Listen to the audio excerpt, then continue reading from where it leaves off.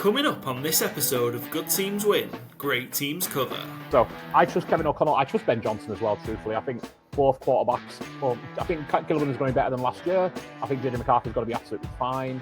But one of them isn't going up against Brian Flores. Welcome to Good Teams Win, Great Teams Cover. It is a very special episode because football is back. Welcome to our NFL Week 1 preview. We made it. 29 episodes it took us to get to this point, from kind of free agency, preview and frenzy, through the draft, schedule release, division previews, betting previews, interviews with NFL Academy players. And we made it. Week 1. Football is back. Byron, Joe, what a time to be alive. Yeah, feeling so great about the season right now. Checking on Friday to see how we're feeling then, but can't wait for the season to get started. Yeah, we're here. We made it. It feels like it went slow. Now it's gone quick, and then it's a fun start with the Cowboys in Philadelphia. What a way to kick off the show for you guys. All right, we will get to that. Plenty of time to talk about the Cowboys. A Micah Parsons-less Cowboys heading to Philadelphia. But yeah, great start. Bumper Week 1 slate as well. We've got some great matchups in Week 1. The schedule makers have been very, very kind to us. We've got some crackers. We've got international flavour to Week 1 as well, as we've got a game in Brazil. So lots to look forward to. But we're going to kick off Week 1 with guest number 1. And maybe it's becoming a bit of a Good Teams Win, Great Teams Cover tradition, as we had the same gentleman joining us in Week 1 last year, but it only feels right. We've got Gurmeet joining us from Fantasy Gameday, the UK's best and finest NFL daily fantasy game that you can all get involved with. If you've not played Fantasy Gameday yet, you're going to hear me promote the hell out of it a lot over the next half an hour or so. But yeah, make sure you are. Gurmeet's going to tell us all about kind of the updates and new things that have come along with Fantasy Gameday and why you should be joining us. There's a huge opportunity here in the UK to grow daily fantasy sports and daily fantasy NFL in particular that Fantasy Gameday specialises in. But we need you to come join us. We need you to help it grow and just come play. You'll enjoy it. And you can win a few quid as well. What's not to love? So let's start our third regular season of Good Teams Win, Great Teams Cover in style. Here's me and Joe with Gurmeet from Fantasy Gameday. Joining us for our Week 1 preview, our first guest of the season, and it's probably the favourite one we do, I think. We've got Gurmeet joining us from Fantasy Gameday. Gurmeet, welcome back to the show. It's always great to have you on. How are you doing? Very good. Thank you for having me back on, Paul. Always love being on your show. And doing well. It's been a long off season, and we're really excited to get going this week. Excellent. It is, yeah. And you mentioned earlier on, we probably picked you on a bad day. You've had a real busy day because the launch of the Week 1 games has happened. But we're so pleased and to be kind of partnering with you guys again for a third season now, which is awesome. Also feels a bit crazy that it's now 3 seasons, kind of a third season that we're kind of going to be talking about Fantasy Gameday, and we love it. We play every week. Me, Byron, and Joe are forever arguing about the lineup we want to put in over the weekend. But yeah, we're so pleased to continue partnering you guys, and big year ahead for Fantasy Gameday. I suppose a reminder for people who are maybe new to Good Teams Win, Great Teams Cover, or have not seen Gurmeet on the show before. Fantasy Gameday is the UK's best NFL daily fantasy game by far.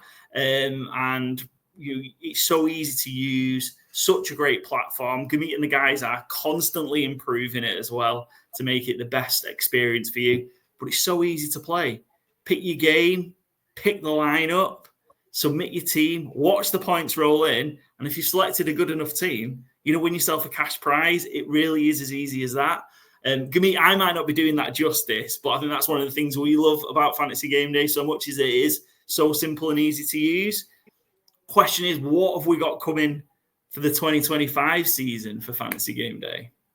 You sold it better than I ever could, so thank you for that. So I think the big headline news for this season is a slight tweak to our payment structures. We have had a bit of criticism since we launched that because how it was previously is the top 1% would share the grand prize, which when we launched the company and we had our ideas of how we wanted it to operate, perhaps that was something that we got wrong. Honestly, perhaps it was. So now there'll be a grand prize if you come first, and that's the headline news. We'll still have the tiers, and the top 19-20% will win cash prizes. But if you come first, whether there's 100 entries or 1,000, you will win more than anyone else. And I think I might have touched upon it last season as well, Paul. We will be moving in as well to the Pick'ems market. We will, yeah. It's called Triple Crown. It's not quite ready yet. I think if people have heard me talking on shows before, they've heard me say that before as well. But it will be soon. It will be coming in September. And yeah, we just want to get it right. It's a big thing for us. It's an exciting step. But those are the two headliners for you this evening. Excellent. And that's really cool. Again, I think this is the thing about kind of you guys since you started with this is you just constantly innovating, constantly adding new games, different options for people. I think we've talked about just kind of how user friendly it is. But whatever your level of playing, daily fantasy, if you are a more serious competitor, you've got that option. There's the £25 entry games, £25 lineups. If you may be new and just dipping your toe into the daily fantasy game structure and world, well, there's kind of the £3 entry games as well. There's different games with £5, £7.50, wherever you're at, whatever your level may be, so to speak. There's a game for you that Gurmeet and the guys have created. So yeah, very much looking forward to this season. Me, Joe, and Byron are hoping to have a more successful fantasy game day season in terms of our own teams than we did last year. But yeah, really, really excited for it. And Gurmeet, you won't mind me plugging, I'm sure. But when you sign up to Fantasy Game Day for the very first time, if you use our promo code COVER, all in capital letters, you'll receive a free game after your first entry. So once you played your first game, Gurmeet and the guys will credit you with a free game. And yeah, so you get kind of like 2-for-1 sort of deal, really, which is fantastic. So double your opportunity of winning, or you can play it on a separate game, whatever you want to do. Yeah, £7. It's £7.50 worth of credit, so it can be used. Doesn't have to be used the same week. It can be used the week after, whatever, and doesn't have to be used for a £7.50 contest. It's a £7.50 credit that appears in your wallet instantly. So yeah, please, we're trying to grow. We're trying to bring new fans into the daily fantasy market in the UK. And as you said before, Paul, it's our third season now. But the first season was very much a small introduction. It was almost like a beta, season for us. And things really got going last year for obvious reasons. Things changed in the daily fantasy industry in the UK last October. And now we want to take it further, and we want to take a step up. So the more people that play and that join us, the bigger the prize pools. And as I've always said, it's for the UK fans only, for over 18, those who are over 18 only. And we want it to be fun. We love fantasy football. That's why we created this app. So yeah, we hope that people who played it last season continue to enjoy it, and new fans love it this year as well. Yeah, we will continue to shout from the rooftops about it. It's already, when you drop the games, the game week ones have started earlier on Monday. When we're speaking to Gurmeet on Monday, this episode comes out on Wednesday. But yeah, it went straight into all my fantasy football groups. Guys, get on this. Make sure you're playing. And so you mentioned that part about kind of the UK daily fantasy world went a bit crazy in October last year. I suppose it's probably worth touching on that a little bit. So DraftKings kind of just left the UK just like overnight, really, wasn't it? They just picked up and ran. And we saw in that kind of weeks after Fantasy Game Day kind of go to the moon a little bit in terms of the volumes of entries and things like that then. So I suppose there's that gap, because we still see it on social media, people panning for DraftKings. I don't know why, if they're just up and left, why would be that bothered?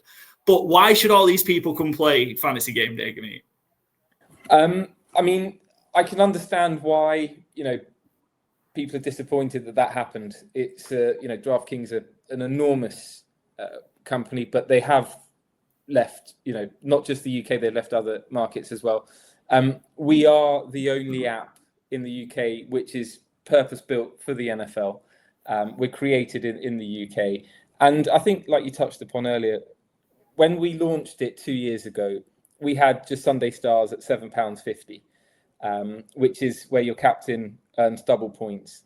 But we've tried to also look at, the feedback after, the departure of other apps from the UK and what fans have asked for, very much showdown style games. We brought that in with Ballers.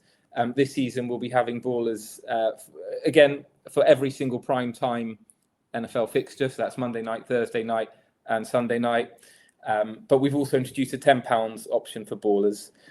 We've also taken the steps of bringing in classic style games because, again, we looked at last season what people, who we used to playing on other apps looked at.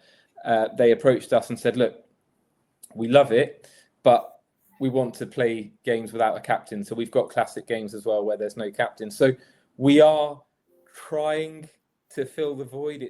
We know it's a big void. We know that we're talking about an enormous company, but we want to be a successful British gaming company, fantasy football company, and we are growing, and we're excited where the future is for us. But yeah, this is almost like our second proper season into it. So we do need people to be patient and to bear with us, but we're excited, and we know that there is a passionate and big fan base for the NFL in the UK. We've seen big TV deals be announced in the last few days, and we know that there's a passionate fantasy football community. So we'd love for people to get on board with it. That there really isn't much more that I can say.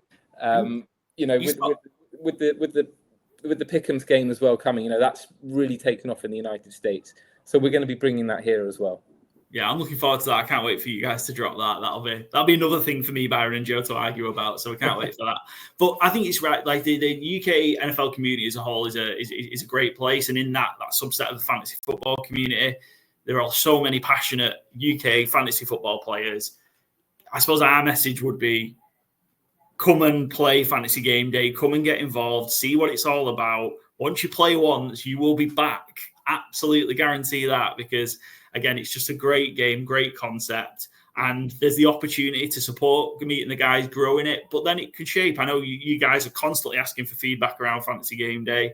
Listen to everything that comes in, and ultimately you can't please everyone, of course, but you do the right things for your platform, for the game.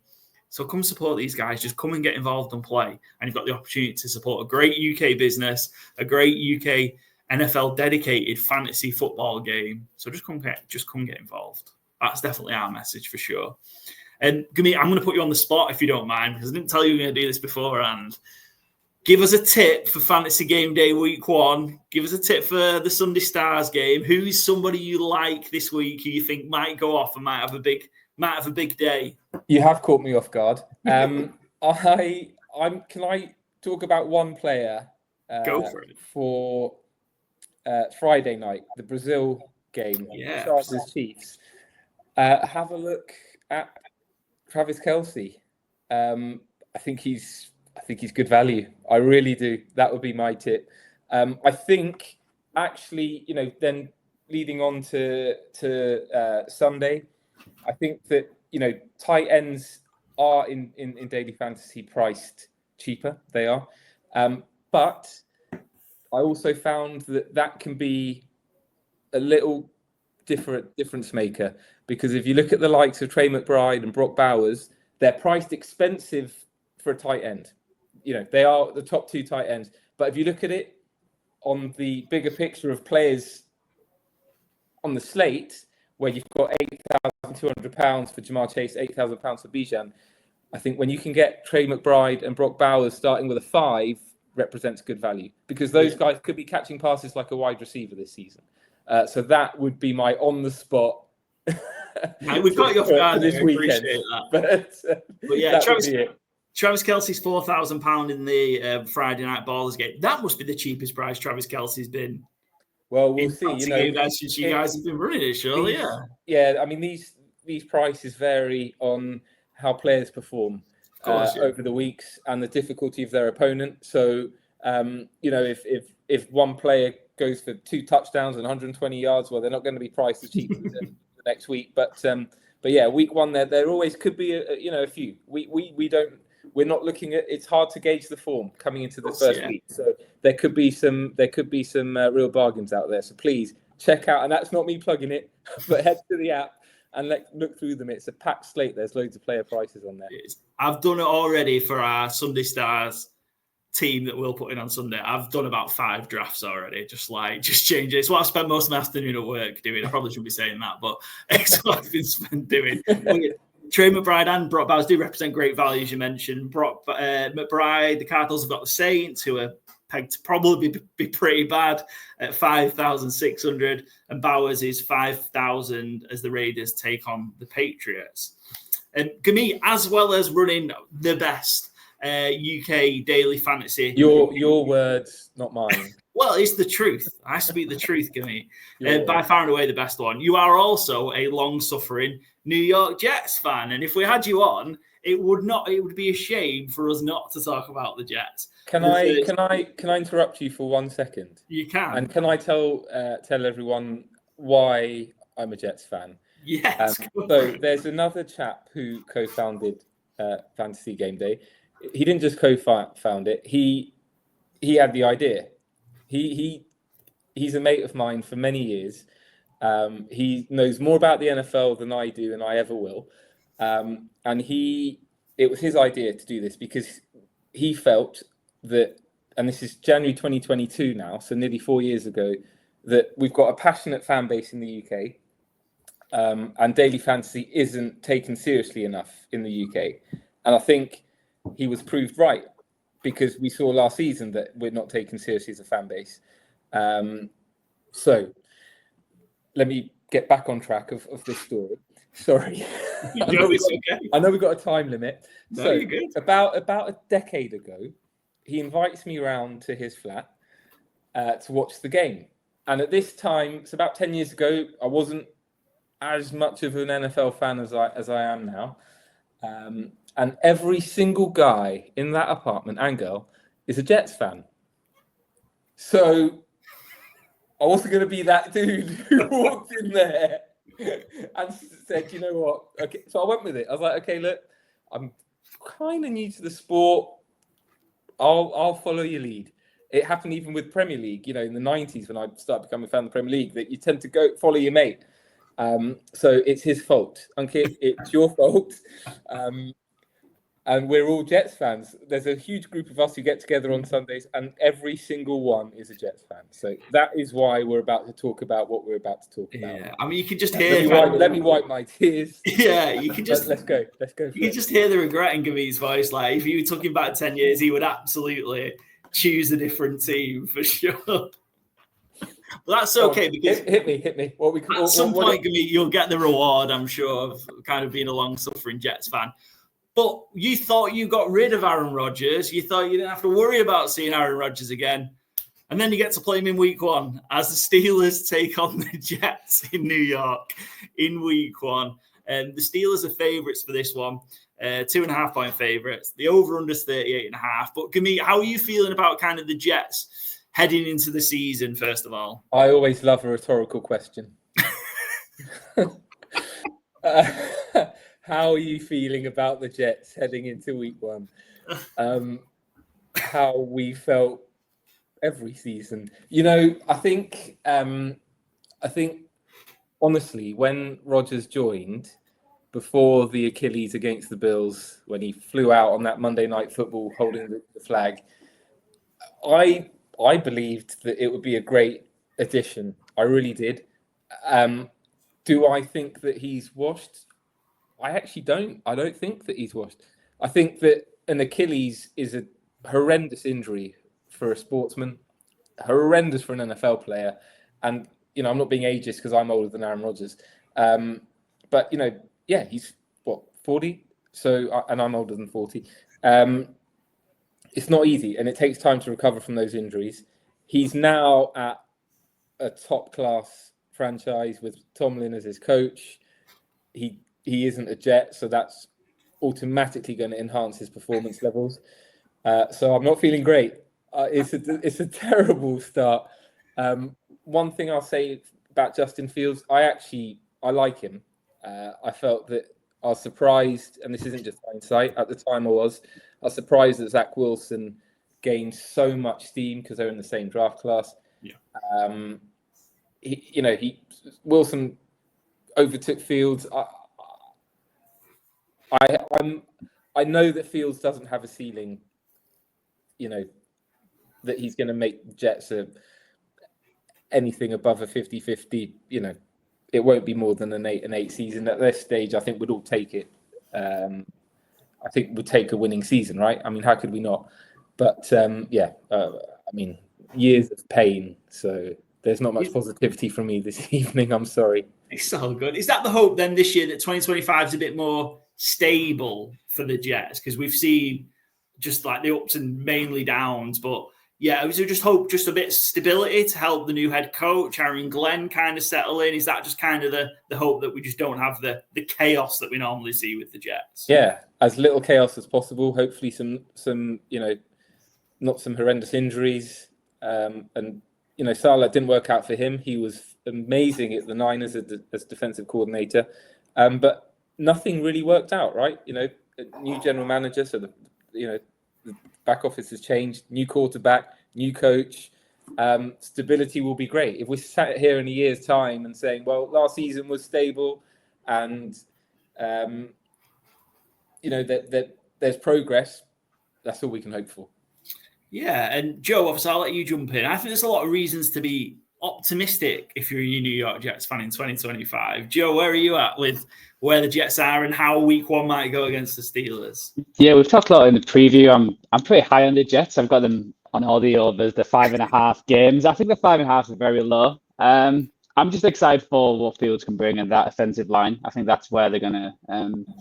This game could be won and lost. Is a battle of the trenches because I think both teams, that's what they're building on, is a good defensive line and young offensive lines to counteract that. So, yeah, I've got a sneaky suspicion that the Jets can win this. The problem is it's that one where it's like I'm optimistic about the Jets, but it's the Steelers who just win no matter who they put on the field, what they do. They always get above 500. So I wouldn't also be surprised if it's the other way around. So.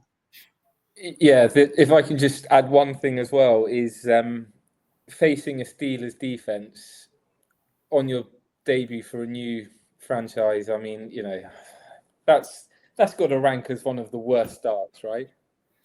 Yeah, it's going to be a big test for that young goal line, who I think will be very, very good. I think that offensive line that they've built is going to be great. It's just going to be a very tough test against TJ Watt and co in week one. Is because we're just talking about, and I don't want to give too many tips away for fantasy game day because now you're running the game. But is Fields a really good consideration, do you think, early in the season as a kind of a roster builder? Because I think it's 4,200 for week one. Obviously, that will fluctuate depending on performance and opponents. But is he really good, kind of almost just enabler to be able to kind of spend your money elsewhere? Yeah, I mean, for those who aren't as familiar, perhaps, with the fantasy element or daily fantasy element and more focused on the NFL, fantasy scoring and NFL scoring, chalk and cheese, especially when it comes to a rushing quarterback. Fields with his legs, it's going to score points, right? So yes, he could be a fantasy darling this season. He really could. I've got a dynasty league where I've got Fields. I'm pretty happy with that, to be fair. He can score points with his legs. And actually, I thought he did all right last season. I think he was unlucky to lose his spot to Russell Wilson. So let's see. But yes, I think at £44,200, it does represent decent value. If you then, when you're composing your lineup, then want to spend elsewhere, saving money on your tight end and your quarterback could be one way to go about it. Yeah, absolutely. Seem a great value. I suspect maybe a popular pick for week one, even though it is against the Pittsburgh Steelers, which is reflected in his price, who he's playing. Yeah, absolutely. Yeah. Also, we talk about the Aaron Rodgers revenge factor. We should talk about the Justin Fields revenge factor, as Gurmeet just alluded to. The fact he got benched after 5 or 6 games in Pittsburgh for Russell Wilson, and it didn't particularly get that much better for the Pittsburgh Steelers when they tossed Justin Fields to one side. So there's that element in as well. I think it'd be a great game. It's the Sky Sports main game at 6:00. Which is, of course, why we're talking about it on a new bumper NFL deal for Sky Sports. But we're also going to talk about a few more games while we've got Gurmeet, because Gurmeet is taking part in our fourfold challenge. The first one, there's always pressure being the first up, Gurmeet, with the fourfold challenge, but I think you're going to do a great job. So this is our segment where our guest picks one favourite, one underdog, one over, one under from the NFL slate. I do think you're slightly disadvantaged because we're recording this on Monday, Gurmeet. So we've got to factor that in as well, because it's very hard doing this so far out. But I think you've got a good opportunity to do it. So do you want to talk us through the games and the picks that you've selected, and just give us a little tidbit as to why for each one? Do you want to start with your favourite for us? I'll start with the favourite for sure. Okay, so I have picked the Broncos, who are favourites, to beat the Titans. My thinking behind this is I do think Cam Ward will be a good quarterback for the Titans, but week one, never easy, especially against a defense like the Broncos and a Sean Payton team. And Bo Nix showed some real promise last season. So I think the Broncos could be decent. Nix and Cortland Sutton showed great chemistry. So I have gone with the Broncos, and I probably regret saying this, but I feel pretty good about that pick. And that is definitely going to come back to haunt me, isn't it? Yeah, it's always tough, especially again, we just talked about Justin Fields having to go against that Steelers defense. Well, it's going to be real tough for Cam Ward to go against that Broncos defense in week one in his first NFL start. That Broncos defense is unbelievably good. So, yeah, Broncos, as we stand, are 8-point favourites. So, yeah, Broncos -8. I think that's a good selection for week one. It is one of the bigger. I think they are the biggest favourites, the Broncos, in week one so far. Yes. But that makes sense. Again, Titans team that was real bad last year, and also is going to be starting a rookie quarterback, even if he is the number one overall pick. Excellent. Cool. All right. Do you want to hit us with your underdog, Gurmeet? So I've gone with the Dolphins to beat the Colts. And I'll be honest with you, I don't feel good about either team this season. And when I looked through the slate, I found it hard. I really did find it hard to pick an underdog. So I went with this one because I think, there's a lot of negative feeling around the Dolphins this season. But hey, I don't think there should be much positivity around the Colts, if I'm honest with you, because Dan Jones is starting. So I feel less bad about the Dolphins. If that makes That's sense. a good way to put it, yeah. Just feel less bad about I don't feel good about either of these two teams. But I think looking at the slate and having to go with an underdog, let's go with the Dolphins. If two are on form, you never know. Well, taking that early in the week as well, like I said, again, we're recording on Monday. This episode comes out Wednesday. The Dolphins are still underdogs this part. I've got a funny feeling by the time we get to Sunday, I think the Dolphins might be favourites in that game. There seems to be a lot of money going on the Dolphins. That might flip. But yeah, you've got the Dolphins as underdog. Yeah, close underdog. Only 1 point. So if they win the game, you've won. So that's the Dolphins, Broncos. Give us your under next then. Where you think you might be a bit stingy for points? Stingy for points. I'm going Raiders versus the Patriots. I do like Drake May, but I'm not that enthused about either of these two teams' offense, if I'm honest with you. It'll be interesting to see how Geno settles in the Raiders. He's got a couple of class weapons, Brock Bowers and Ashton Jeanty, the rookie. But look, it's week one. It takes time for these teams to get going on offense. And these two teams might take really long to get going on offense. So there's my thinking. I think it's set at 42.5. I'll take the under. Yeah, well, you've got a little bump. It's moved up to 44, so you've even got an extra couple of points to play with. So there we go. Interesting.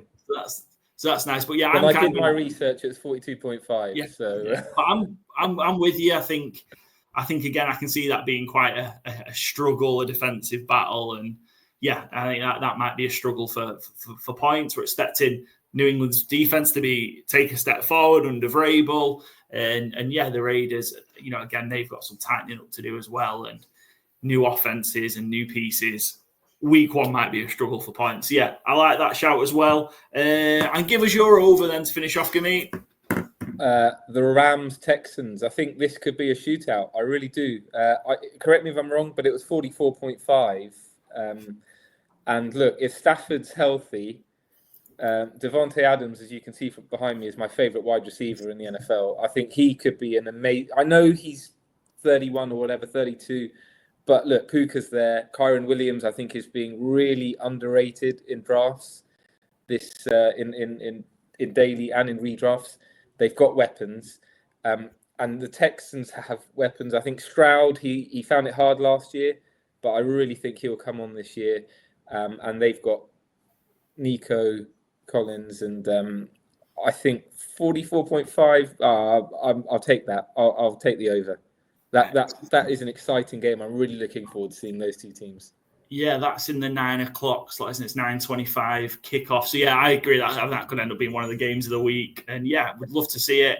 Hopefully Matthew Stafford's back's all right. That's been kind of the long run. That's the one, right? If he's not fully fit, then I look like a fool choosing this game. But it's Monday. I'm thinking that he'll be fine. He's ready to go. If Stafford's there, yeah.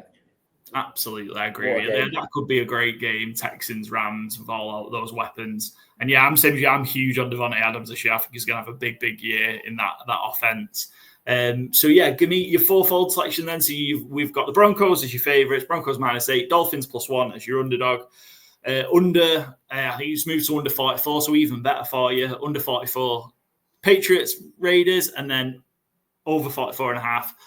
Texans, Rams. So if you like Gurmeet's fourfold, you get it at 12-1, +2, +12, 28 on whoever you choose to bet with. And yeah, I like it. I think you'll probably do a better job than we will on our fourfold this week, Gurmeet, anyway. I can't remember how I did last season, but Joe will dig it up. We'll let you know. Joe will dig it up in the books. We've got it. I'm not sure about the Dolphins Colts, but I'm all right about the other three. Excellent. Gurmeet, it's always a pleasure to see you. Always a pleasure to speak to you. And a reminder, go and download the Fantasy Gameday app now from your Google Play Store, your Apple App Store, wherever it is. Sign up using promo code COVER, cover all in capital letters. You'll receive a free play after your first entry. We've got Ballers games for individual games. There's the Sunday Stars standard version with your double captain. There's the classic versions as well without double captains if you're more old school. But all the games are fantastic. Great entry price points from £3, £5, £7.50, a tenner, all the way up to 25 quid. And of course, you've got to be 18 years or over to play. Must be in the UK, and of course, please gamble responsibly. Gurmeet, it's been a pleasure. Let's go have a huge year for Fantasy Game Day in 2025. Hope so. Thank you very much, Paul. Thanks for having me on. Excellent. Thanks to Gurmeet there again from Fantasy Game Day. Always great to chat with him. Fantastic preview of Fantasy Game Day. His fourfold sounds really good as well. We'll get to ours later on in the episode. And yeah, his trepidation about the Jets was interesting. So make sure you are going, playing and joining Fantasy Game Day. Go download the app now from your Google Play Store, Apple App Store. Use the promo code COVER if you've never played before. You'll get a free entry after your first play. And of course, got to be 18 plus in the UK. And of course, please gamble responsibly.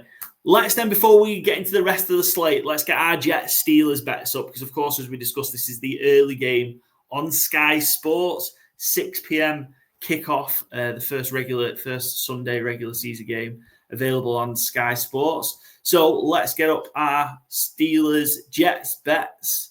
And just a quick run over what we fancy. I'm just taking the Steelers here, -2.5. I just think this is good. This has got like 18-15 Steelers, 6 Boswell field goals written all over it this game, I think. So yeah, I just like the Steelers to get it done. I think it'll be a close game. I'm just going to take the Steelers -2.5. Steelers probably do enough on defense. enough big plays and enough field goals to win it. So Steelers 2.5 for me at 5-6. Obviously, I disagree. I have the Jets to be winning at halftime and the Jets to be winning at full time. I've said 100 times on our season previews, I don't love the Aaron Rodgers of it all. Hate this Steelers offense. Last year, they failed to score a touchdown on any of their 17 opening drives. On their opening drive, the average was 22 yards. Only the Pats and the Bears were worse last year. If you go back to the last 100 games, they are 32nd during that time with only 10 opening drive touchdowns. This is the Mike Tomlin way. He coaches not to lose games. Arthur Smith is not going to change that. I think the Jets can get ahead early, and I think a 15-18 game, something along those lines, sounds good to the Jets who want to ground and pound their way through the season. And I think they get up relatively early and stay there. I don't think Rodgers has got it in to launch a big comeback, even in his revenge game. And I am really love Revenge game. And that's the first sound effect of our season. Thanks for that, Joe. I was waiting for it, kind of. I saw his eyes light up, knowing, oh shit, I can use the sound effect. And when the Steelers go 3-0, 3-out on their first drive, I can't wait for just the Twitter meltdown from Steelers fans. It's going to be absolutely hilarious. When it's just like a putrid 3-play series. Yeah, it wouldn't even be Aaron Rodgers' worst opening drive in that stadium. So, as long as he's not going off on a stretcher, I think the Steelers might be happy enough. Excellent. And Joe, your bet for Steelers Jets? Yeah, I think it's going to be a low-scoring game too. And it's not just one revenge game; it's a double revenge game with Justin Fields and Aaron Rodgers. I think they're both going to throw an interception. I think it's going to be a ground and pound kind of game, and they both are going to have to throw at some point. And I think with these defenses, I think they're going to be able to get to the quarterback, and there's going to be a mistake. And I think both will at least throw one. So I feel like Aaron Rodgers might try and play hero ball to begin with, and that's where it might struggle. And then Fields might be later on, where if the Steelers have stopped that running game where he putting the ball in his hands is not the ideal situation for the Jets. 23-10, both the QBs too for an interception. Excellent. Double revenge game and double sound effects. For our first game that we've talked about this season, that's really setting. Joe's in mid-season form already. Yeah, fantastic. Let's then talk about, we do have to talk about the opening game, of course, because that's where we're going to start, and we're going to rattle through the rest of our TV games for the week. So we'll talk about the main games, so the primetime games and the main games on Sky, as we normally do. The 6 of them, we've talked about one already with Gurmeet and touched on there. The next one is the first one. Is the NFL kickoff game. Thursday night, the Dallas Cowboys, 8-point underdogs, going to the Super Bowl champion Philadelphia Eagles. Over-under is 47.5. Saddle up and fly. It's kickoff time. Defending champions take on bitter rivals in a huge NFC's clash at the link. What will be talked about the most? Michael Parsons or the tush push? How do you just kind of see this? What a great game for us to start the season with. NFC East rivalry. Or maybe it's not been quite as even as it usually is between the Cowboys and Eagles recently, but what an unbelievable game to start the season. Yeah, one real good Super Bowl contender and a real big name as well. So it should be very fun, let's be fair. So hopefully Dallas can come out and on offense certainly make a good fight of it. No reason why they won't. I think they can match up well with against Philly's defense. Hopefully the O-line is fit and ready and everyone's good to go. And yeah, let's have a great, strong matchup. We don't want to blow out week 1, do we? Not even as a neutral viewer. You don't want to see Philly just stomp Dallas. Like, I know that's kind of fun for a lot of people, but you want a good game. You want a good, close game, but we'll see. I think Philly are a strong favorite for a reason, though. Yeah, I feel like millions of people would like to see the Cowboys get absolutely stomped on in the season opener NFL kickoff game, for sure. Joe?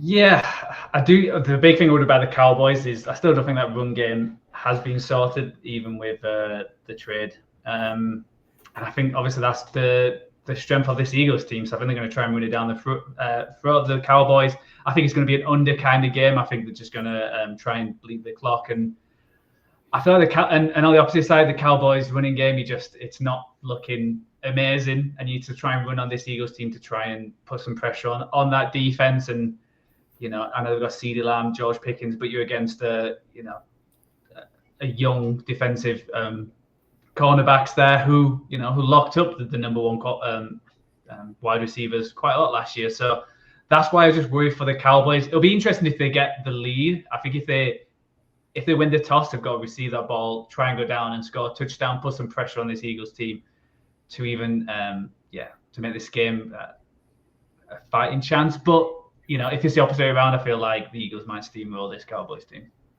Yeah, it's interesting this one because you can't look at kind of recent Cowboys-Eagles history because we've very rarely had Dak Prescott versus Jalen Hurts in these games. We've seen, last year, the Cowboys, Cooper Rush played both games. I think Tanner McKee played one of the games, or Kenny Pickett did, whichever one of them ended up playing. The year before, I think Dak played one and Hurts played the other. So we very rarely had that, which I think has kind of skewed the games a little bit. So I'm interested to see this one because we know Dak's got that unbelievable record in division. He's 33-8 versus the NFC East teams in his career. There's only Patrick Mahomes that has more division wins in quarterbacks that are active. Whereas Jalen Hurts is 16-9 in division. One more loss than Dak's got in 5 seasons fewer. Just get that kind of anti-Jalen Hurts in stat early on, although he is, of course, awesome. I think the Cowboys weirdly can keep this close. I think when I say a number of +8 in a game like start of the season, I think the Cowboys can find a way to keep this close and possibly cover. I don't think realistically they can win the game, but I've got a feeling they might be able to cover it. So far, 76% of the money and 65% of the bets is on the Eagles -8. And then 79% of the money and 80% of the bets is on, I said the over, but I think it's on the under. Yeah, it's on under 47.5, which is interesting. There's a lot of under money this week in general. So I'm trying to I'm going against the public in a lot of areas this week. I think this could be the over 47.5. I think this could be a bit of a shootout game. Weirdly, I think that's Dallas's best chance to win if it ends up like that. This defense, I'm again with Parsons going. Realistically, Parsons could have also not played this game given his injury that we're hearing about with his back. We'll talk about it a bit later in Packers Lions, of course, but he's not about him having to take an epidural to play. So he may have not played this game anyway for the Cowboys had he not gone. So, so that might have been kind of a slight non-factor for this one. I wonder if the rotational pass rush and weirdly, I know he's only been there a week, but can Kenny Clark make a difference week 1? We know obviously the Eagles' O-line has been a bit banged up and Dickerson's going to play, but I've just got a funny feeling that the Cowboys might just have to take it to the air early and often, and that's a way to move the ball quickly, and it's a way to rack up points. So, yeah, I really like over 47.5 here because we know the Eagles, they want to go, obviously, Barkley and time and possession and all that, but they can put up points quickly as well. Yeah, it'd be interesting to see what happens if Jalen Hurts needs to play quarterback rather than, play game manager, because he can do it, but every quarterback in the world is better when they don't have to. If you can ride that O-line and running back and, do a little, all the better for you. So it'd be interesting. You'd love to see Dallas get them in that kind of game because absolutely that is Dallas's best chance of winning. My bet of the game, I don't see it going so well for Dallas, unfortunately. I think they are going to come out throwing because I think that's what they're going to have to do in 17 games this season. I don't think they have the running back room to do anything otherwise. I'm not sure they have the defense to do too much otherwise. One little positive thing. The last time Dallas were 8-point underdogs, they did win the game. Not necessarily against Philadelphia. That was against Commanders last year with Cooper Rush at the wheel. So there is hope there. But I've gone Will Shipley last touchdown at 40-1. I think Philadelphia might try and game manage Saquon a bit more this year. And I think if this does get to be more than a score in the fourth quarter, I think we might see Will Shipley closing these games out. I think that's a very viable path. And 40-1 to get the last touchdown if it's against a rundown Dallas defense. Yeah, I like Will Shipley last touchdown at 40-1. Start the season with a big number.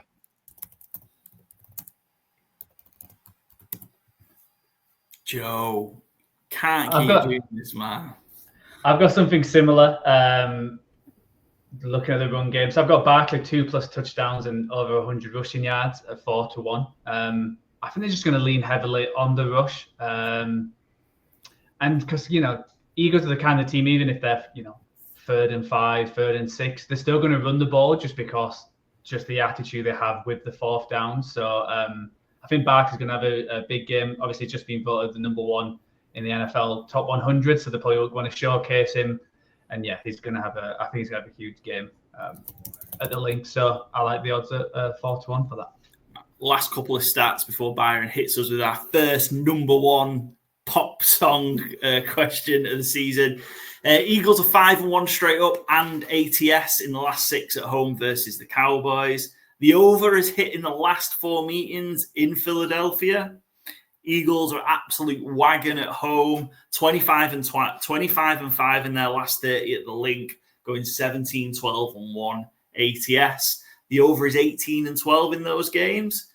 Last couple of bits for this, because probably get them out early and try and not mention this every week. But primetime favourites last season, 38, 22 and 3, so just short of 63%, which was up from 2023 where it was 47.6%. So big jump to primetime favourites in 2024. Primetime unders, 33, 29 and 1, so 53%, down from 62% in 2023, where we had a rancid run of games in primetime that just consistently hit the under. Byron, do you want to give us your highlight of the previews? Yeah, so Dallas in Philadelphia as 8-point or more underdogs are 0-5 lifetime. Never won. They are 2-3 against the spread, though. Last time they covered the spread was December 19, 2004. And you know what I'm wondering? What was the number 1 at that time in the UK? December the 19th, 2004. Is that too early for whatever the Christmas number 1 would have been that year? Was it Band? No, not Band-Aid. Joe, what was that? I think you got in there first with... I said Band-Aid. You are bang on. My clue was going to be one of the lyrics, which was spare thought for this Yuletide for the deprived. If the tables turned, would you survive? Which feels like a nice message to Cowboys fans. Who have yet to see a Super Bowl win this side of Band-Aid 2. So, yeah, Band-Aid 2, do they know it's Christmas? Part 2. So, great shout, Joe. Paul, you got there as well, just a little slower. So, off to Joe, you are in mid-season form with sound bites. I thought you might have one for the number 1 pick as well, like the number 1 song, but maybe got that mid-season. Excellent. Good stuff. Right. Any more on Cowboys Eagles before we move on? Before we take a little trip to South America? Oh, the Samba boys. Samba showdown. Mahomes versus Herbert in Sao Paulo. AFC West battle in this year's first international game at the Neoquimcia Arena. I think that was right as well. I checked it earlier. Can the Chargers shock the Chiefs and take an early advantage in the AFC West? Chiefs are 3-point favourites. Over-under is 45.5.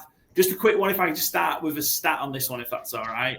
Neutral ground might help the Chargers here. The Chiefs have won 11 straight road games versus the Chargers. Covering LA and LA Galaxy Stadium and San Diego. The Chiefs have gone 8-2-1 ATS in that. The Chiefs have just killed the Chargers in California. So maybe going to Brazil might be a nice change of scenery for the Chargers here. Yeah, Chargers 2-8 in the last 10 against the Chiefs as well. However, Jim Harbaugh versus the Chiefs is 1-0-1, 1 push and 1 cover against the spread. So maybe the Chargers are a different proposition. So, Joe, what are you making of this one in Brazil? Yeah, I'm guessing it was the hot topic last year was obviously the field condition, where it was a terrible pitch. Apparently the NFL set standards, but it's the NFL. They don't really care as long as they're making money.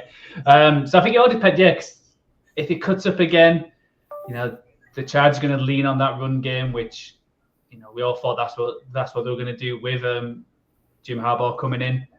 The Chiefs' run game was a bit stagnated last year. I think we've all got big hopes for Pacheco. I know a few of us got him in the fantasy as well. We think he's going to have a bigger year. So I'm curious how that'll work. And I'm hoping just for fun Chiefs this year. It feels like they've got the players into, maybe try and get back to that old Chiefs where it was points, not just, 5 yards, 5 yards, 5 yards. So we'll see how that goes down. But I think there seems to be quite a lot of divisional games in week 1, which I'm not a huge fan of. And this could be like a huge game.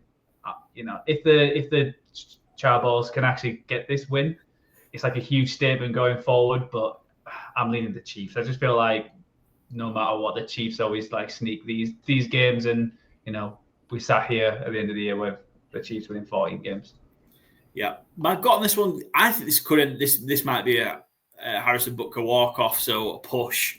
I think this is going to be tight, and I think it plays into our bets. If you want to pop mine up, Joe, on the screen for the benefit of those on YouTube. I've gone under 45.5 on this one. Under's hitting the last 4 meetings between these two. I just think this might be a bit of an attritional game. I'm with you, Joe. I hope the Chiefs get back to kind of, that explosive offense. I think it might take them a few weeks. It might take until Rashee Rice gets back. So, we might see a bit of a change when we get halfway through. But I think in this game, I think both teams would really, really like to get the ground game going. We know we're going to see a focus on that from the Chargers. I think so the Chiefs are trying to work in some significant changes to the offensive line, and it's much easier to run than it is to pass protect. So I think we might see a lot of Pacheco as well. I just think that in the nature of that, I'm just going to go under 45.5 on this one. Yeah, I'll just follow up because mine's similar to what you just said. I've got Hampton. I'm out Hampton to get 75 plus receiving and rush yards. I think he's going to have a big game. I think there's going to be quite a few dump offs to him as well, especially if Chris Jones gets his way with this Chargers offensive line. Obviously, the huge injury to that O-line, that always gives you a bit of nervous for the run game and the passing game. But hopefully in week 1 they've sorted that out, and it's a big day for the rookie in Brazil. Yeah, you both kind of touched on what I think is kind of the theme of this game. It's the 2 left tackles. Got Josh Simmons in as a rookie in a high-profile matchup, and Joe Alt playing out of position from last year, but his college position at left tackle. And we'll kind of see how that Chargers right side holds up. Mekhi Becton and I can't remember who it is at the right tackle now, which is very annoying as I'm trying to say it out loud. Is it Trey Pipkins? So we'll see how that changed right side of the line goes. But I totally agree. I think they're going to try and be a game of attrition. I've got Chargers +3. I trust Jim Harbaugh an awful lot to keep games close and get things done when it counts. I love your bet of a Marion Hampton there, Joe. I can't really see how Najee Harris is going to be up to game speed when he's been doing so little in training camp. Could be wrong. He's a pro. He knows how to play football. He's a veteran, so perhaps. But I think Marion Hampton's going to come out hitting the ground running. And I'm not sure the Chargers win the game. I think it's going to be a close one, but I'll take the +3 because it's a nice enough number for me. That's at 20-21. Yeah, I just hope it's not like them rookie running backs where they get bigged up and you think, they're going to start, and then it's just this middling rookie takes the first 3 or 4 games and just blocks them off, and it's not like I said mid-season. When they actually get up and running. So fingers crossed. And Greg Roman, I do think is a hard OC to trust in that regard because I think he likes players who he knows he can trust. But I think Hampton will have shown enough in training camp. I think he's still a rookie, but he's had all the carries in training camp because obviously Najee hasn't been there. So I'm hoping that's done enough for him to get that shot. I think he'll get it. So fingers crossed. Yeah. Just on the back of your bet, Byron, so 79% of the money, but only 45% of the bets are on the Chargers +3. So that'd indicate the higher rollers are on your side, which is usually a good sign. It's probably the only one where we've seen a bigger difference in terms of the percentage of money and the percentage of bets in week 1 so far. 84% of the money and 85% of the bets on the under 45.5, which doesn't make me feel good. But I just think this is just going to be attritional battle. So, that's where I'm at. Cool. Excellent. Brazil, done. Back stateside. Where you go.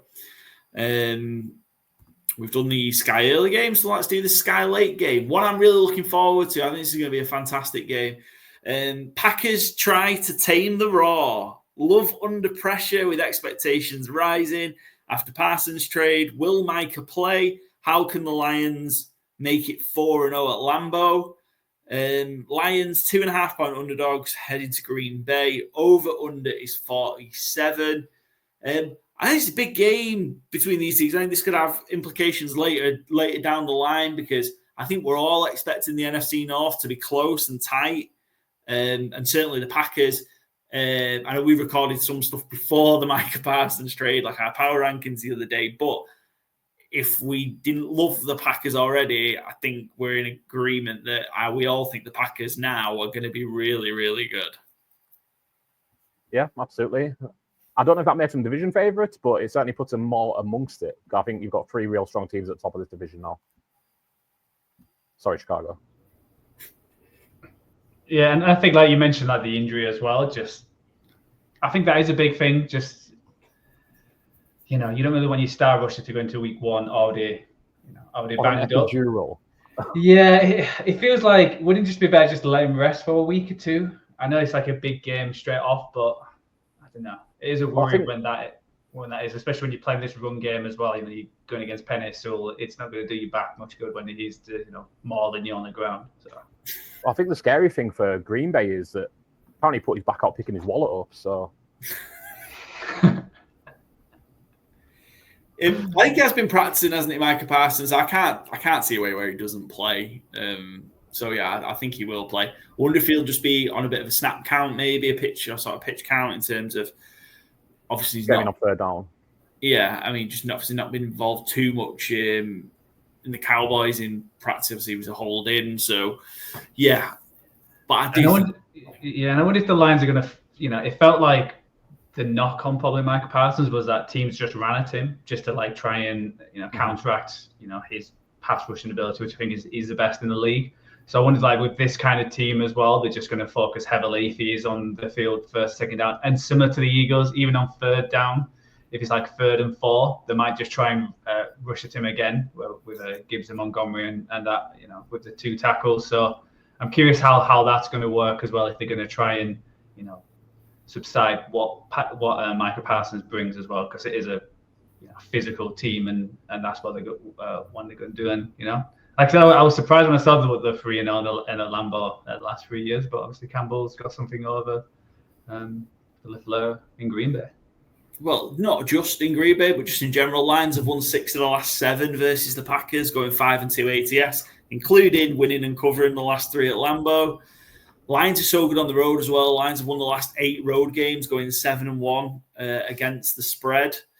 So it's been a lot of it's been Lions domination over the Packers in recent years. Do either of you guys see that changing this week?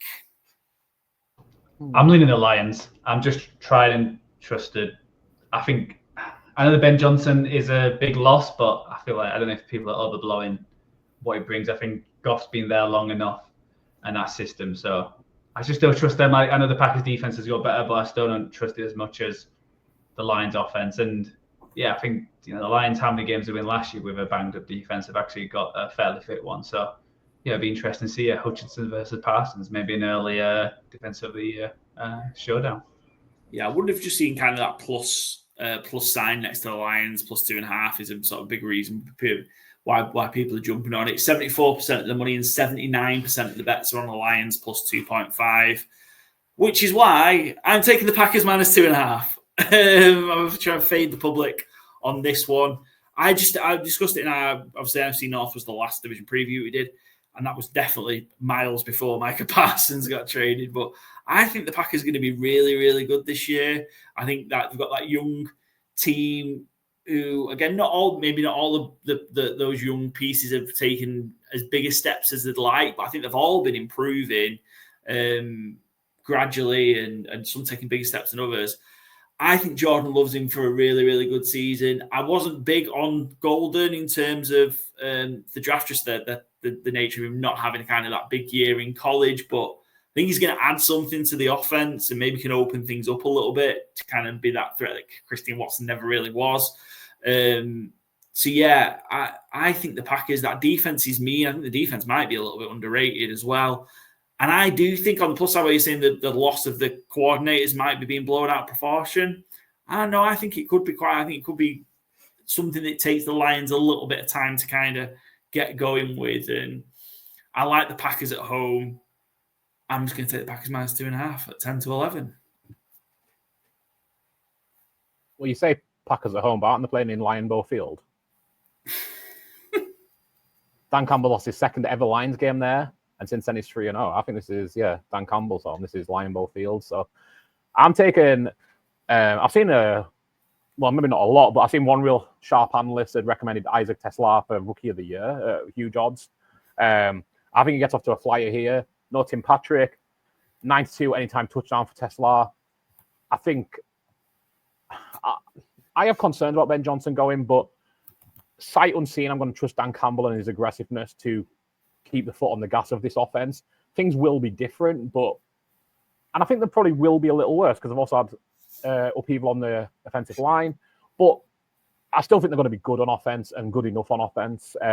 Hopefully the defense stays fitter all season. It hasn't got off to a great start in that regard through training camp, but I'm going to take Tesla on his debut to score a touchdown anytime, 9-2. I just think he's going to contribute pretty immediately, and he's a very physical receiver who I think can go up and get them contested catches. Gives them a different element. So, that's my bet for the game. I would love that. So this is going to be a theme through the season. I imagine we're going to hear a lot of Isaac Tesla. But you sounded so scouse when you were saying Tesla. Ela. Got Tesla. Joey,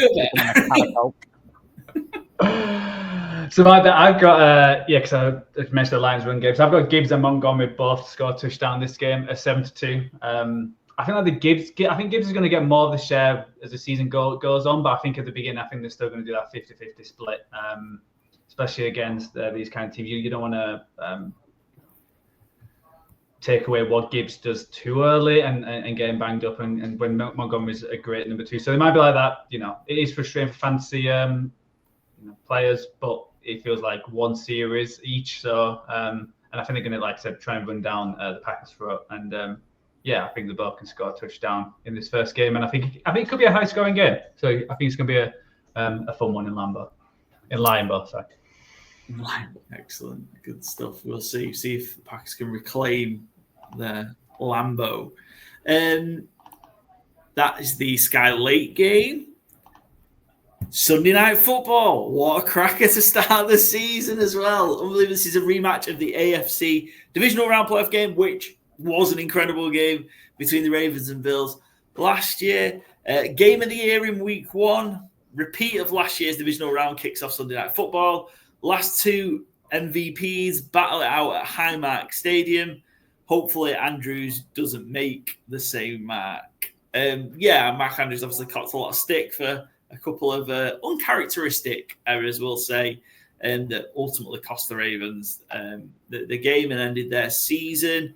But the Ravens have got the opportunity to go to the scene of the crime and rectify it. Ravens are 1-point underdogs. It's a pick a minute, really, with this one. Ravens are 1-point underdogs. Over-under is 50.5. I think this one could be an incredible game. Not to just put a dampener on this one, but as it's Sunday Night Football. Over the last 3 seasons, the under is 39, 17 and 1 on Sunday Night Football. Sunday Night Football has been a stinker for the last few seasons, including the under went 12 and 6 on Sunday Night Football last year. Hopefully we don't see that trend continue, but how do you see this one going? Josh Allen versus Lamar Jackson. Can I just say, for me, it's so frustrating this is in week 1. This is like the game of the year. To put it on some, they could put the Colts and Dolphins in the probably the highest watched TV show this year because everyone's craving from football. So I would be disappointed that is in week 1. I think this could be massive in that seeding, especially for the AFC, that number 1 seed. But yeah, I think it's going to be similar to last year. I think it's going to be that over and under 50 is a tricky one because they both can score quickly. But I think it's going to be very playing the cards close to the chest to begin with, and I think it's going to be very a chess match to see how it goes. I am worried about the Bills' defense. I think this off-season it's not looked great, and I haven't watched Hard Knocks, but I've heard that the head coach is not liking what he's seeing, Sean McDermott, where they are at that point. And yeah, I do worry that this Ravens might be able to run all over them. On the flip side, it feels very Ravens kind of thing where they dominate a game, but somehow try and play clever and just be like, just run the ball, just win this game, get out there. But they might try and just do some trick plays, or just like Jackson starts throwing in a few interceptions, giving that Bills defense opportunities. But I'm leaning the Ravens here. I just think that they're stronger. I think their offense is stronger, and even the defense is stronger. I don't think it's by much on offense, but I do like this Ravens defense compared to the Bills. I feel like the Ravens learned that lesson quite quickly when having Derrick Henry and you've got a lead in the fourth quarter, just run the fucking ball. Like, they fucked around against the Chiefs, didn't they, in week 1 last year, and ended up losing the game they should have won. And then they got turned over by the Raiders the week after. And it was they kind of just run the ball with Derrick Henry when in the fourth quarter. That's when that whole thing with Derrick Henry is around. He does so much damage. You might not necessarily get the yards earlier in the game, but it's like you've got to tackle Derrick Henry 15 times, and that takes out a lot from a defense. And then he hits the big ones later on in the game where you just cannot stop him because you're so, because you're a bit tired and you're a bit worn down, and it's just a train running at you. So I feel like the Ravens have learned that lesson. But I think in these kind of games early in the season, the last few years, I think they have come up short a few times in these kind of big games. So I don't know. I'm interested. It's so close, and +1, +0.5, whatever is the right call, because these are two absolutely fantastic teams. Yeah, I'm back in Baltimore. Just one of the big things for me is that the Bills went out and added Larry Ogunjobi and Michael Hoyt on their D-line, who are both suspended for this game. And also their early round rookie pick, Maxwell Hairston, is on IR. Their defense hasn't really improved from this time last year. And I think Baltimore have improved in an awful lot of areas. So, yeah, I think you line up behind Derrick Henry, you line up behind Lamar Jackson, and you just pound the rock. Let Isaiah Flowers, let Andrews, etc. get theirs, play action, or on, when you let Derrick Henry have a breather for a moment, or more to point, let the Bills defense have a breather. But yeah, it's hard to say too confidently because, you're going into Buffalo. But I think the Ravens are a good bet this week. I would also be surprised if, Josh Allen plays hero ball, though, and we sat here and it's like, well, that's why he was the MVP. He scores 2 touchdowns, 100 yards, crazy throws to Shakir, where I wouldn't be surprised. Like you said, I wouldn't be surprised either way, but yeah, I believe in the Ravens. Yeah, excellent. Let's get into our bets then. So I've got the Bills -1. So yeah, I'm on the other side against you team. Bills have won 3 of the last 4 against the Ravens. Although the one they didn't win, the Ravens blew the Bills out early last season. They beat the Bills 35-10. I think it was week 4 of the 2024 season. Of course, Bills got that win back when it mattered most. But yeah, I'm going to take the Bills -1 here. It's at home. I think it will be a really, really close game. I'm going to take the Bills to sneak it. It's 21-20 on Bills -1. Yeah, I again love Baltimore Ravens rushing attack. I was tempted to go Derrick Henry 2 or more touchdowns, but I've gone Keaton Mitchell anytime touchdown at 10-1. I think if he gets 5 or 6 carries, he can just break one at any time. He's never going to be a feature back, but anytime he gets the ball, he's a touchdown threat wherever he's on the field. So, yeah, at 10-1, I think that's a real nice price. You could have him and Derrick Henry in the backfield together as well with Lamar, and that's kind of very much pick your poison because you're going to try and stop Derrick Henry before Keaton Mitchell. And I just think he's looked explosive during the preseason. He's obviously fit and ready off his brutal knee injury the year before. So, yeah, Keaton Mitchell touchdown 10-1 for me. Yeah, I've got Mark Andrews anytime touchdown, just for the story. I feel like it's a very week 1. Football is back. Mark Andrews scores a winning touchdown, or even get over the first one. It's going to be something like that. They'll probably have a trick play or something just to get him the ball so he can, expel that demon and be like, I'm back, and all that kind of stuff. So, yeah, Mark Andrews anytime touchdown scorer. Yeah, 7-4, Mark Andrews anytime touchdown scorer. Excellent. With one more game to talk about in depth. We're flying through this new format, really helping us. Normally it takes about 2.5 hours to get to this point in our week 1 preview. Monday Night Football, bear down or pillage up. Monday Night Football gets wild. The Vikings travel to Soldier Field for an NFC North week 1 clash. Which sophomore QB are we expecting fireworks from in week 1? JJ or Caleb. Just forget JJ McCarthy's a second-year quarterback because he was out injured for the year last year. Vikings are 1.5-point favourites heading to Soldier Field to take on the Bears. The over-under is 44.5. Gentlemen, how do we see this one going? Feature of the off-season, I think, for me, is I'm big on the Vikings. JJ McCarthy and Caleb Williams, obviously both second-year quarterbacks, but JJ McCarthy is going to make his debut on Monday Night Football, all being well, certainly. But I think him and Caleb Williams have as many great performances in them as each other at this point in their careers, which is 0. So I trust Kevin O'Connell. I trust Ben Johnson as well, truthfully. I think both quarterbacks, I think Caleb Williams is going to be better than last year. I think JJ McCarthy is going to be absolutely fine.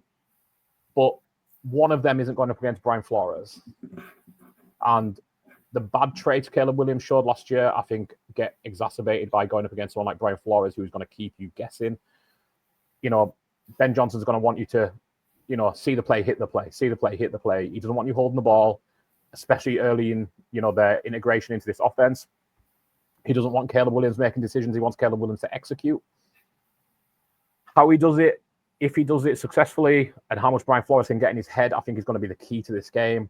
I think the Vikings win by more than the spread here. The Bears, in their last 10 versus NFC North teams at home, are 1-9. They're 0-5 in the last 5 against the Vikings at home. Their last win was September 2019 in Soldier Field against the Vikings. Do you know who the Bears quarterback was that day? Anybody want a quick fun fact trivia? September 2019? Mm-hmm. It wouldn't be Mitch, would it? No. I think he might have started the game and came out, actually. But this guy was the quarterback of the game. Peterman? No, Joe, you got a guess? I was going to say Bajan, but I don't think that's a bit... That's too early. Too early for Bajan. It was the money man himself, Chase Daniel. The last Bears quarterback to beat the Vikings at home, which I can barely even remember him playing for the Bears, truthfully. So, Bears don't do well in their own stadium against NFC North teams. It is a new regime. It is a new coach. But a lot of the Bears' history carries year to year, it feels like. So I'm taking Minnesota to have a bit of a rude awakening for Ben Johnson's homecoming here. Or not homecoming, home opener. Yeah, do you want to jump to Byron's bet first, Joe? Because that just ties in as what he was just saying. Yeah, I have the Vikings minus 5.5. Touchdown win, basically. 8-5. Not quite 2-1, but odds against, I'll take that all day. I think a much better team. Yeah, for all of these. A rough week one for Byron's all his teams right now. I know, yeah. For all the reasons Byron's discussed, I'm going to take the Vikings minus 1.5. So I'm just going to take them at the spread. I think they win the game. Vikings are 8-2 straight up in their last 10 as a road favourite, and they've got the recent history of obviously beating the Bears in Chicago. I'm going to take the Vikings minus 1.5. Yeah, to 10-11. And I'm taking the prodigy son has returned. I've got a feeling anytime touchdown and 50+ receiving yards is 6-1. I know it sounds like the reports Naylor's going to be playing this game, but he's coming back from an injury. He needs to get back up to speed. So I think they're going to rely on a feeling quite a lot. Again, Justin Jefferson, he's coming back from that hamstring. It sounds like, again, he's going to be fit, but are they going to want to, play every single snap if they don't want to risk him? So I think Phelan could have a big game. A lot of the short throws. And I can see him just getting a touchdown again. A great story for week one. So I do like the anytime touchdown, but the 50+ receiving yards just to bump it up to 6-1 because I think he's going to get targeted quite a lot like he did in Carolina. Well researched as well. I thought you was maybe just a gut feeling. We're back. We are back. Excellent. Right, that is our preview for the games done. 4-4 challenge. Is up next. The return of our lovely little competition that we have. So you heard Gurmeet take part in it earlier on. We've got to pick a favourite, an underdog, an over and under. I suppose the twist in it for us is we're going to draft our picks, so we could get snipes for our favourite ones. Be interesting. Have we settled on a forfeit? Not yet. No, last year obviously I done the Hot Ones challenge for being the loser. That was a great episode, to be fair. I've watched it back, actually. I don't really watch many of our episodes back. I just want to check something, but the Hot Ones one was really fun. Wasn't so fun doing it. We loved it. It got really tough at the end there. I drank a lot of milk. But yeah, we'll see. We've had kind of things about like eat a certain amount of fast food, eat your way out of the fast food restaurant in 24 hours. Eat your way out of the restaurant, yeah. I imagine it's going to be something along those lines. Yeah, I think we had someone suggested to me like drink your I guess that'd be for me. I'm sure there's equivalents where you are, but drink yourself out of a Wetherspoons. Sort of It cost me a fortune out here. Yeah. No such thing as Wetherspoons. Yeah, no Wetherspoons over here. Yeah, $10 a pint. Yeah. Yeah, I mean, surely is it not like I don't know? We'll find somewhere that does like, isn't it like an Applebee's or something like that? That do. I've no concept of what would be cheap drinks, but surely there's somewhere we can find to do it. I don't know. Yeah, I think Chili's have like margaritas at a decent price as well, actually. So yeah, maybe that's the shout. Margarita Mondays at Chili's or whatever. Yeah, absolutely fucking. Get that live streamed. 24 margaritas before you can leave. I imagine Chili's might ask me to leave before I get through 24 margaritas. Yeah, that sounds pretty good. Now maybe I do want to win. Lose. Sorry. Cool. Well, we'll settle on that in the next few weeks. Anyway, we've got a long way to go. We've got 18 weeks before we get a loser, or possibly not, depending on how it goes. But yes, we randomised our orders. So Joe will be going first, Byron second, me third. It's a traditional snake draft format that we love so much. And if you're watching on YouTube, Gurmeet's picks are on screen. So a reminder: Gurmeet took the Broncos as his favourite. -8, the Dolphins is his underdog, +1. Rams, Texans, over 44. And Raiders, Patriots, under 43.5.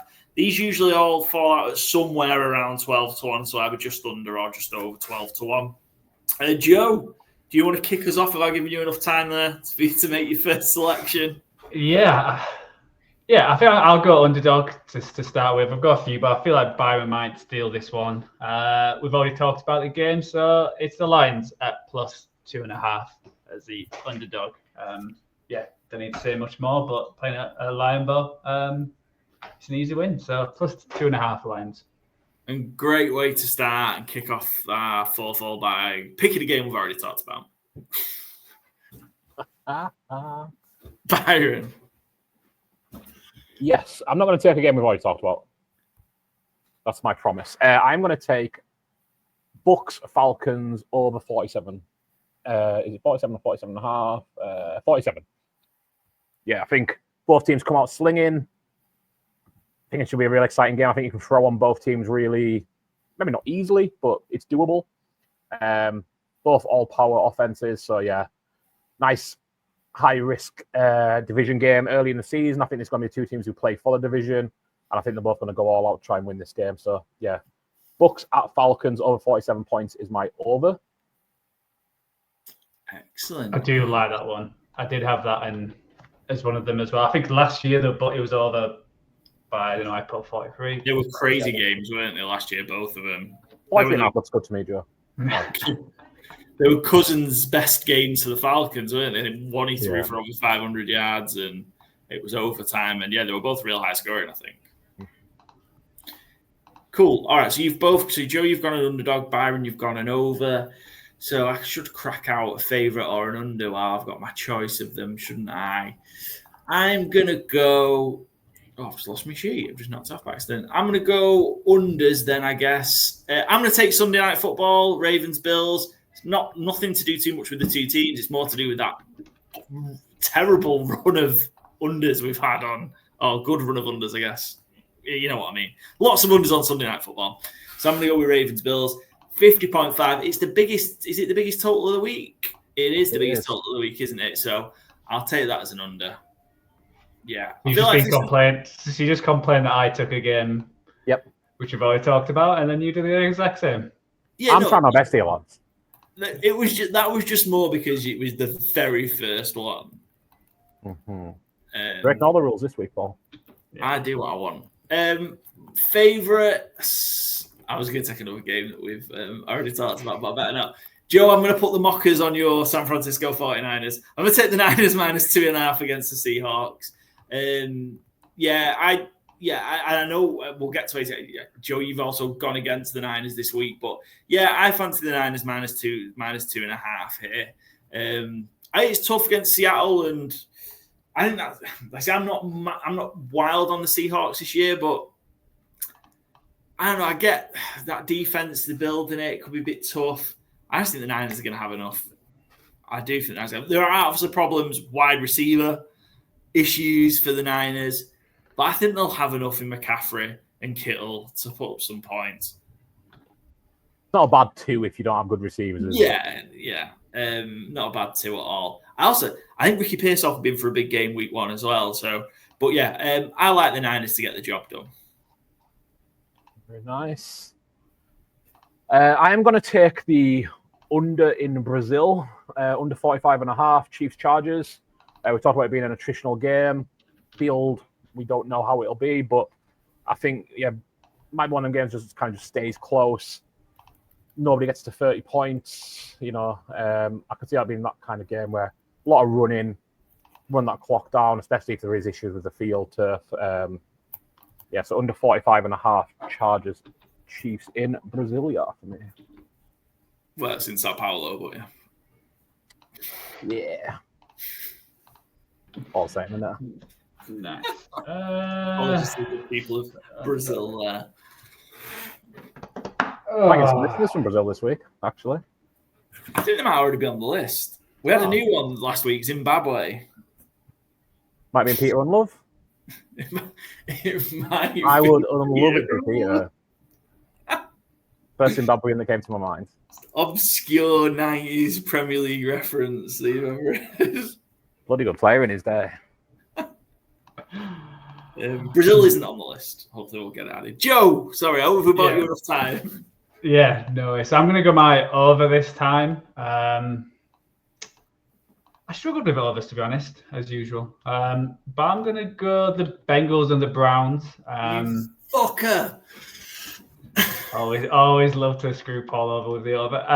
The Bengals and the Browns, I think both defenses, obviously the Browns defense is their strength, but I think Joe Flacco is going to have to throw the ball quite a lot because his Bengals offense is top 3 in the league. So I think they're going to score points, so they're going to have to try and keep up. And this Bengals defense, I don't think they fixed anything. I think the Browns are going to be able to get plenty of yards on them. So I think it's going to be a huge game for some players in the Browns, which we'll mention in our Fantasy Game Day bonus pod. Over 47.5, I think it's going to be points. And we'll see how if the Bengals can finally help us out in week 1. Yeah, I love that. That was kind of outside of the Cowboys Eagles. I just don't want to take that for. I always hate putting the Thursday game in this full draft when we do it. That was kind of the only really other over that I loved. So yeah, fair play.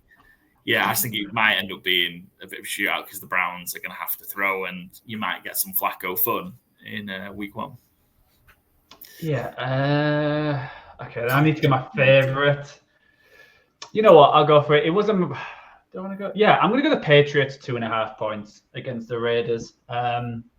Again, Raiders are a team I'm not huge on this year. I don't think that defense is any good. It could be the worst in the league. I think Patriots at home, I think they're going to run heavy. I think it's going to be a huge Henderson game. And at just 2.5, I think if that game was played in a couple of weeks, I think that could be spread out a little bit more. So I'm going the Patriots at 2.5. Yeah. I will take as my favorite game another game we haven't talked about, but a team I talked a lot about in the offseason. And I cannot wait to see the usage of a certain player in this game. I'm taking Jaguars -3.5 at home against the Panthers. The Travis Hunter breakout game. Let's just see what we do with Travis Hunter. We're going to get the Liam Cohen offense. We've got Trevor Lawrence, Brian Thomas. Which Jags running back do we see? I'm really interested in this game. Second year under Dave Canales for the Panthers. What does that look like for Bryce Young? This new bolstered Panthers defense, certainly from last year. I think it's a really interesting matchup. I think that Jags, as I've said a few times, are going to be good this year, even for double-digit wins at 4-1. I think this is the first one of the season they get. I think 3.5 points it's a fair enough line. But I think Panthers are a team that could go either way, I think, this season. They could be competitive. if that defense has really boosted itself, or they could be in contention again for the number one pick if things do go south quickly. We will see. But yeah, I really like the Jags to win this game, and I cannot wait to see Travis Hunter on an NFL field. So yeah, Jags minus 3.5 for me is my favorite. Excellent. Yeah, I still struggle for me. So I'm going to take my underdog game that's already been picked. Byron picked the over in it. I'm going to take the Falcons plus 2.5, which is a very strange move for me to be doing. I really don't think the Falcons are going to be great, but Falcons have been pretty bad for a number of years now. But recent history, they've been great against the Bucs.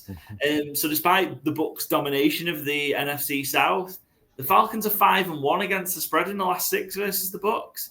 So I'm going to take the Falcons and just apply that divisional home underdog rule to this.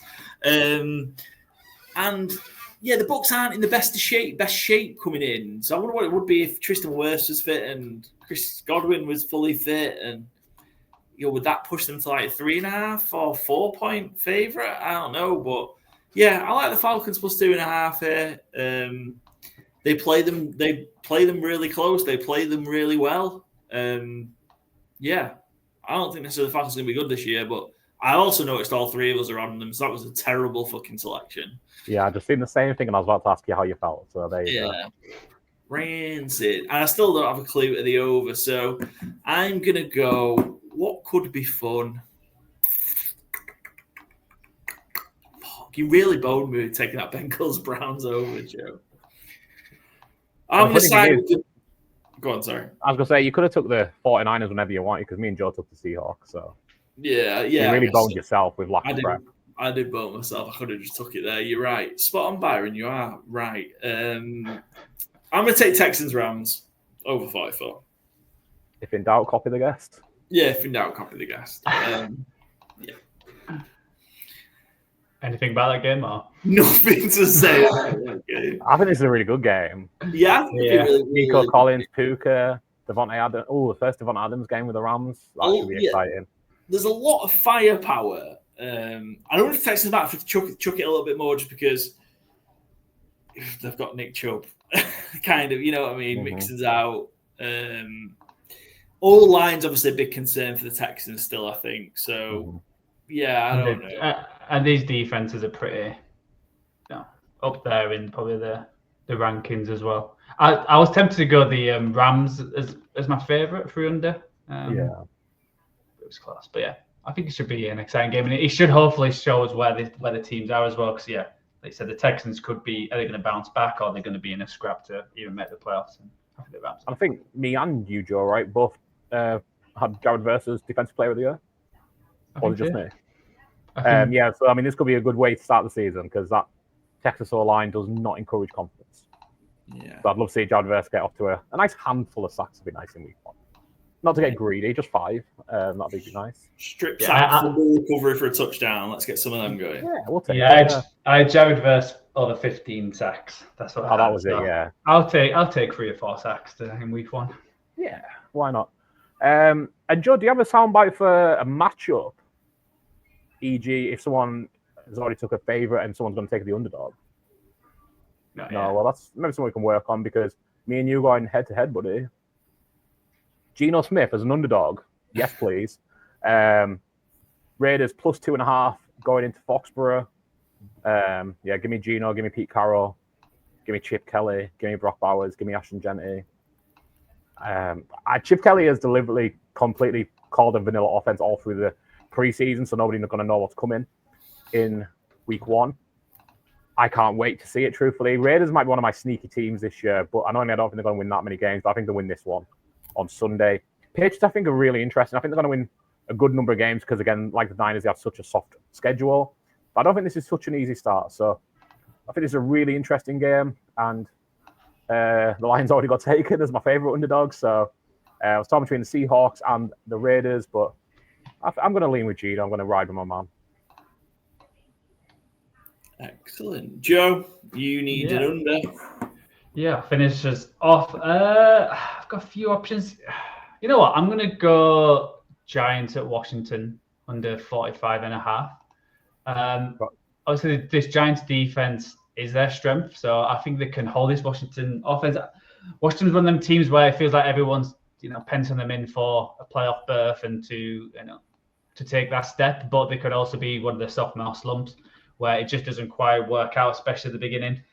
And obviously, we know about the Giants' offense and with Russell Wilson. So at 45, it was in between that one and the Steelers Jets, but 38 feels a little bit too low. So I do like the Giants of Washington to play like a close NFC East game to start the year.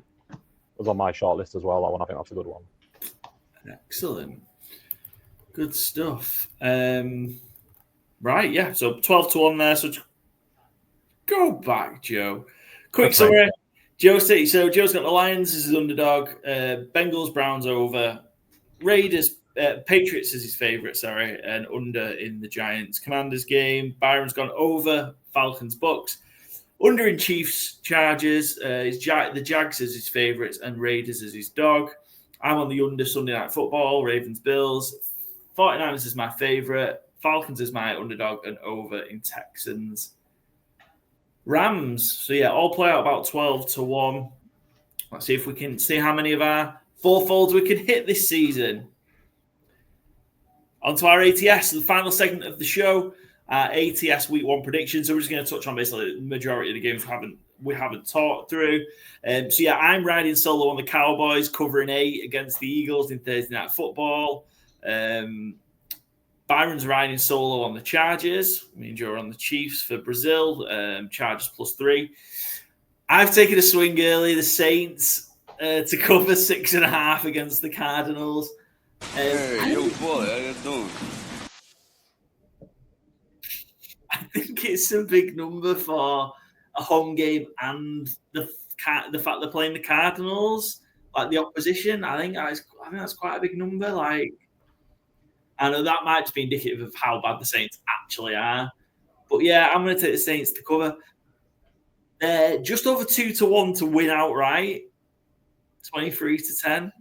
They're going to win a couple of games, or well, one at least, according to Byron. But they're going to win not till week 15.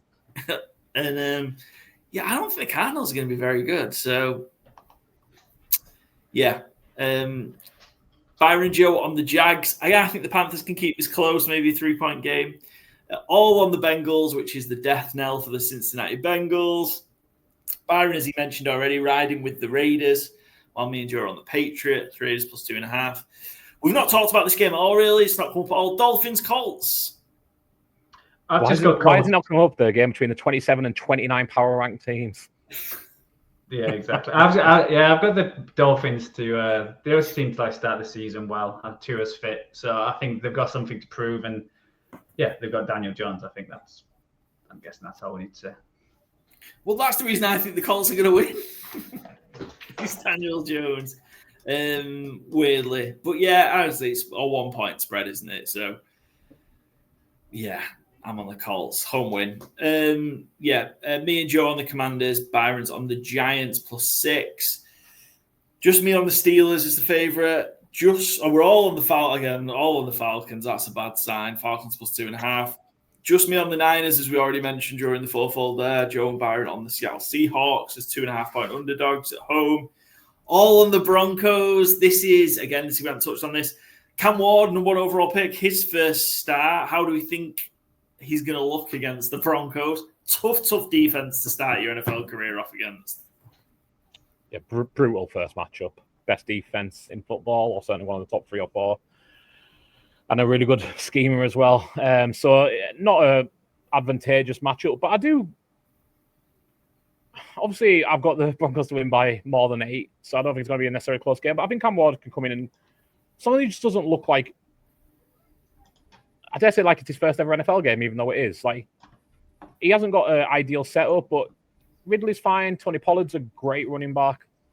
I'm interested to see how that O-line stacks up, I guess, is probably what will be my biggest takeaway. If Cam Ward can look anywhere average or above, great. But I think one of the big tests for the Titans and how much they can progress this year is how is that O-line come along in year 2 of the Callahans. So that's what to look for there for me anyway. But I think Denver win it pretty comfortably. Excellent. Last couple of games, we've touched on all these games anyway. So I'm just me on my own against, there's a lot of me on my own here this week. Me on my own, the Packers are 2.5 point favourites at home to the Lions. We're all on the LA Rams -3. Just me on the Bills -1, Joe Byron on the Ravens, and then we're all on the Minnesota Vikings -1.5 on Monday Night Football. Again, this is another season-long competition we'll have to see who our ATS champion is. No horrible forfeit with this one, though. But is Joe, you've won both years, is that right so far? Excellent. Well, let's see if you can make it a hat trick, a dynasty, if you will. Three-peat. A three-peat, yeah. We saw what happened to the last team going for the three-peat. Will Joe suffer the same fate?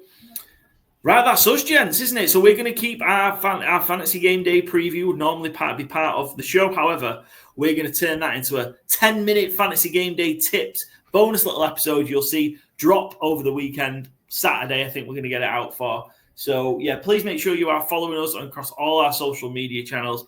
Good Teams Win Great Teams cover over on at GTW_GTC over on X, Instagram, TikTok, and Blue Sky. Look out for Charlie pick. The first Charlie pick of the season will be in for Thursday night football. We've got Charlie exclusively on a Thursday night. You see if you fade or back Charlie. The general advice is fade Charlie. General advice is fade Charlie. And make sure you are following us on the podcast outlet. So Spotify, Apple Podcast, Podbean, Overcast. And if you want the video version with Joe's lovely graphics that he puts together for us, make sure you are watching on YouTube. And if you're not subscribed in those areas, please like, please subscribe. It helps us out massively. And of course, sign up to Fantasy Game Day. We'll use that promo code COVER. Download it now and come join the UK's fastest growing and best daily fantasy NFL game. We'll be back with the review on Tuesday it'll be out, sorry. Enjoy week 1. Football is back. Let's have a great Sunday.